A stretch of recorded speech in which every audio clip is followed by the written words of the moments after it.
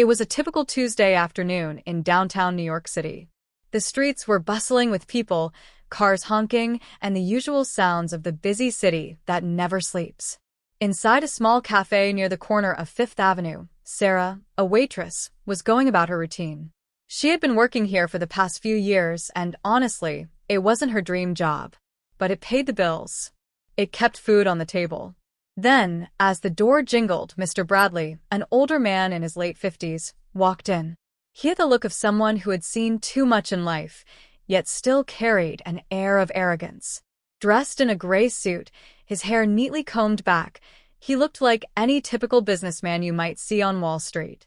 But there was something about him, a certain coldness in his eyes that made Sarah instinctively sigh. He sat at a corner booth by the window. Without looking up, he waved his hand dismissively, signaling to Sarah to take his order. "A coffee, black, no sugar," he muttered, almost as if the words were forced from his mouth.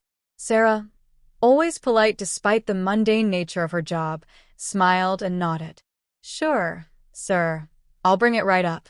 But as she made her way to the counter to place the order, Mr. Bradley's voice called after her. "I didn't ask for any pleasantries, sweetheart. Just bring me the coffee, and hurry up." "I'm busy," he snapped. The rudeness took Sarah by surprise, but she let it slide. She had been in customer service long enough to know how to handle difficult customers.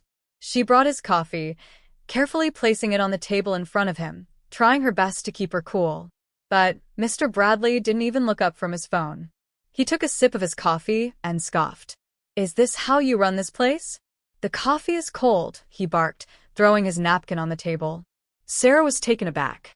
"I'm sorry, sir. I can bring you a fresh cup if you'd like." But Mr. Bradley raised his hand, cutting her off. No, don't bother. Just do your job and leave me alone." His tone was sharp, dismissive, and it stung more than it should have. It wasn't the first rude customer Sarah had encountered, but there was something different about this man. The anger in Sarah's chest began to rise, but she kept her composure. She smiled once more and turned to leave.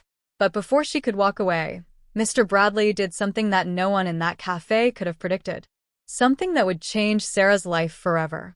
Sarah, still processing the rude encounter, continued with her work.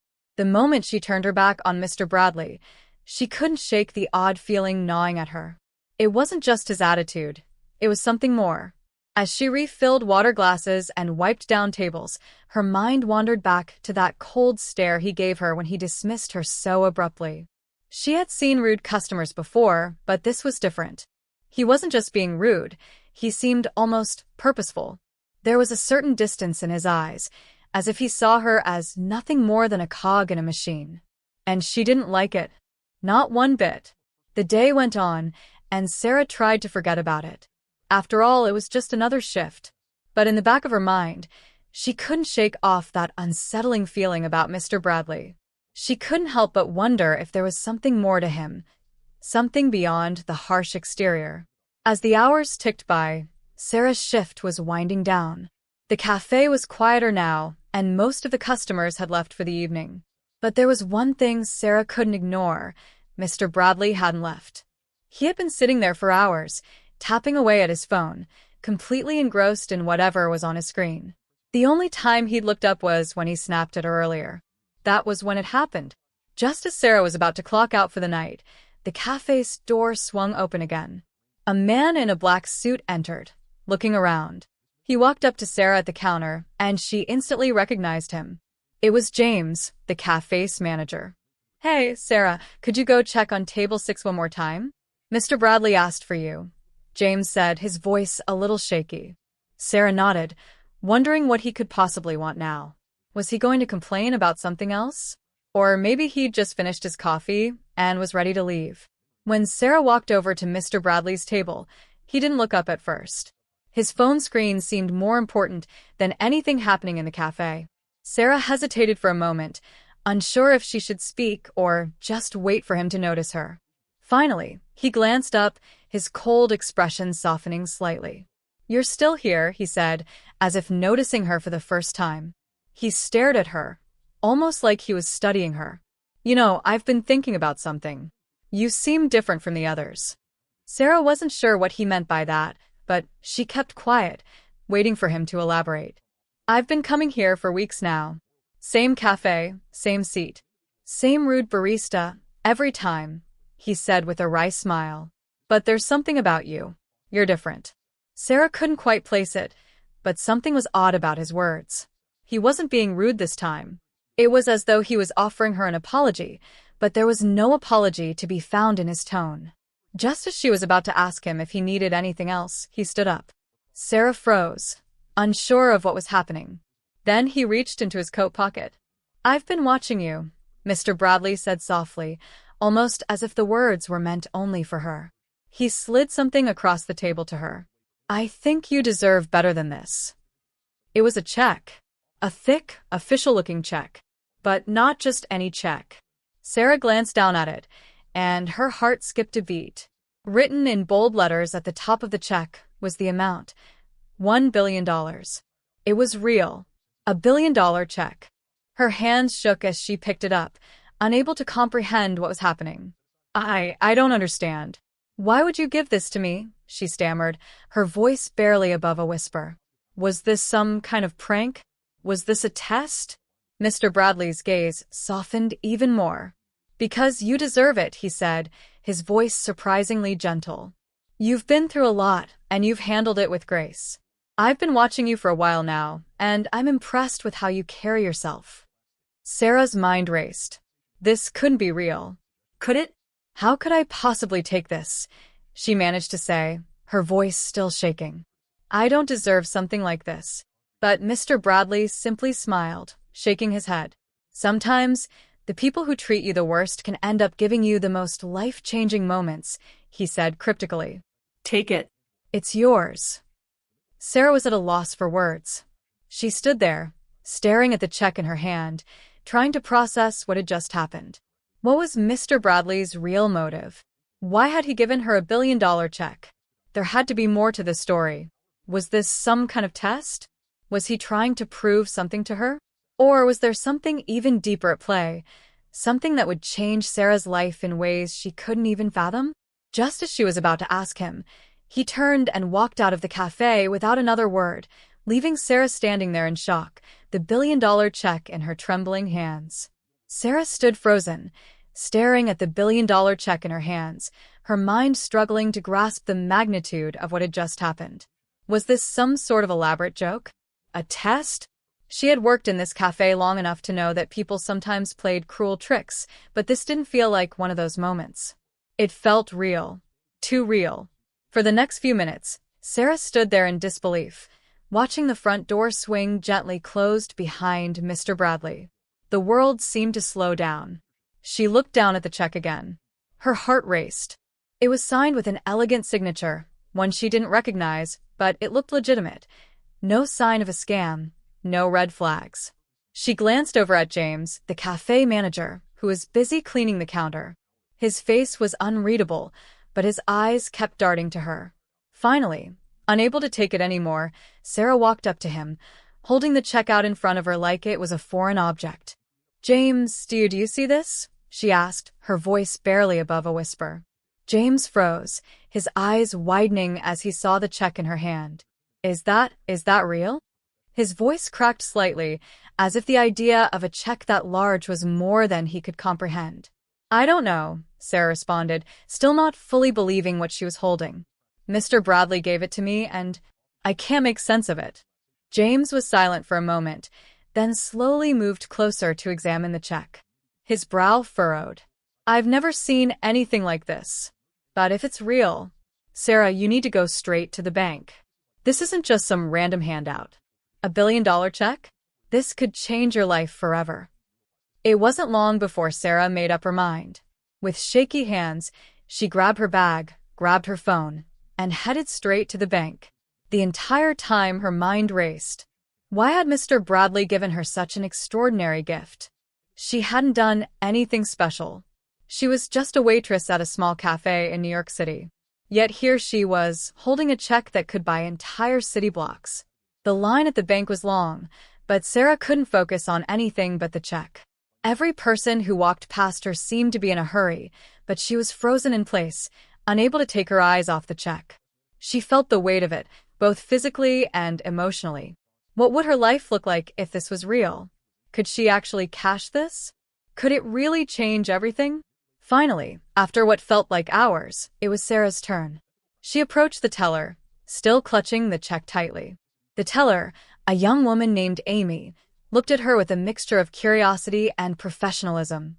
"Good afternoon. How can I help you today?" Amy asked. I need to deposit this," Sarah said, her voice trembling. She placed the check on the counter. I think this is real, but I'm not sure. $1 billion. I need to make sure this is legitimate."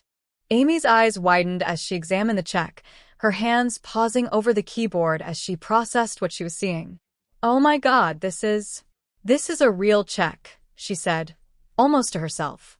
"I'm going to have to verify this. Please hold on." As Amy walked away, Sarah couldn't contain her thoughts any longer. She had to know. Why had Mr. Bradley given her the check? Was there a catch? Was it some sort of investment? A bribe? The possibilities raced through her mind, but there was one thing that seemed certain. She needed to figure out who Mr. Bradley really was. While Sarah waited, her phone buzzed. She glanced at the screen. It was a message from Emily, her best friend. "Sarah, I just saw a report on TV. There's something about a man named Bradley McNeil. They're saying he's a reclusive billionaire philanthropist who's been quietly giving away huge sums of money to people in need. Is it possible that he gave you that check?" Her heart skipped a beat. Bradley McNeil. The name rang a bell, but it didn't fully register. She quickly searched for the name on her phone. What she found made her blood run cold. Bradley McNeil was not just a random businessman. He was a well-known figure in the financial world. Known for his charitable donations, he was rumored to have made billions in the stock market. But he was also known for being a private person, never seen in public, never giving interviews, and most importantly, known for selecting a few worthy individuals to help anonymously. No one knew how he chose them, but the rumors were that he didn't just help the average person.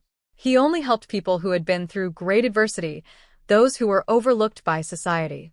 It was said that he had a special ability to see potential in people, real potential, and he believed in helping them unlock it. Suddenly, everything began to fall into place. Mr. Bradley's words made sense now. He wasn't just giving her money out of the blue. He had seen something in her, a quality, a potential that he felt was worth investing in. But why? How could she possibly be someone he thought deserved such an incredible gift? Just as Sarah was processing this new information, Amy returned with a pale face. "Sarah, I don't know how to say this, but the check is legitimate.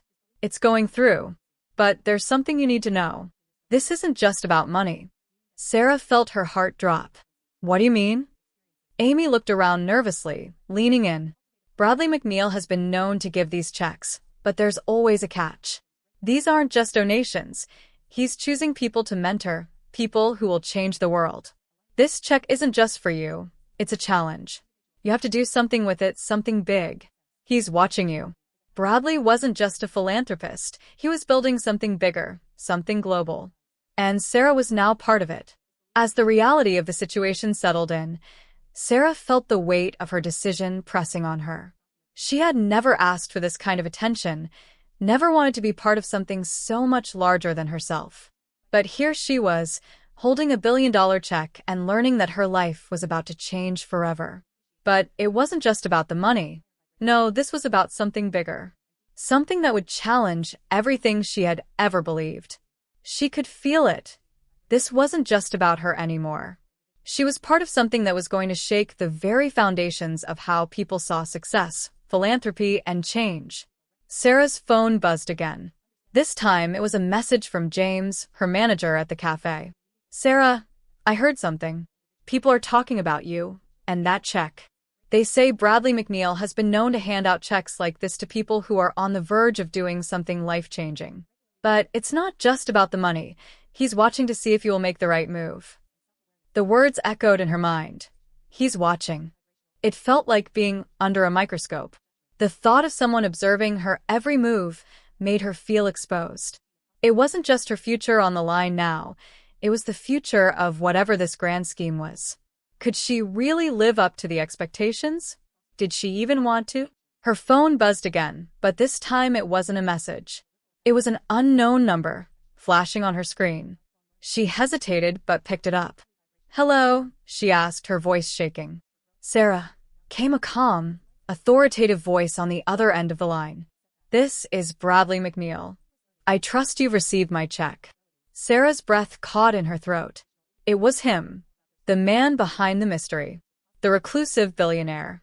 She felt a mixture of awe and anxiety. Yes. I have it. But I don't understand. Why me? Why are you doing this?" she blurted out, her mind racing.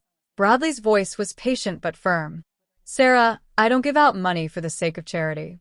I invest in people who show promise. You have something rare, a quality I can't explain, but I see it in you. Now, I want to see if you can rise to the occasion. The check isn't just about money. It's about potential. The potential for something big." Sarah's heart skipped. "What do you mean?" "I've been watching you," Bradley continued. "I've seen how you handle challenges, how you deal with people. You're the kind of person who can make an impact, not just for yourself, but for others. The question is, what will you do with it?" The line went silent for a moment, and then Bradley added, "You have 48 hours to make your decision. This is more than a financial transaction. You must choose whether you'll take this gift and use it to create real change. If you do, you'll find support from me and others who share this vision. But if you hesitate, if you're not ready, I'll walk away. You won't hear from me again." The phone clicked, and the line went dead. Sarah stood there in shock, staring at her phone. She had never felt so overwhelmed in her life. She wasn't just holding a check for $1 billion, she was holding the key to something that could change the world. It wasn't just about her anymore. It was about the people she could help, the lives she could touch, the legacy she could create. But was she ready for such a monumental responsibility? Could she really change the world with the power Bradley was offering her? Her mind raced. What if she failed? What if the weight of such a decision was too much? There were countless risks involved. She could lose everything.